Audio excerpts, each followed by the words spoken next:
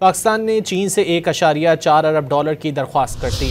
पाकिस्तान ने 30 अरब युआन की swap line बढ़ाकर 40 अरब युआन करने की दरख्वास्त की है। वज़ीर ख़जाना ने वाशिंगटन में इंटरव्यू में कहा कि पाकिस्तान ने चीन से 1.4 अरब डॉलर यानी 10 अरब युआन की दरख्वास्त की है।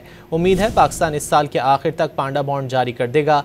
पाकिस्तान ने IMF के साथ क्लाइमेट फाइनेंसिंग के तहत नया प्रोग्राम शुरू किया है। सेनेटर मोहम्मद औरंगज़ेब ने कहा कि भारत के साथ तनाव के तिजारत पर असरात अच्छे नहीं होंगे।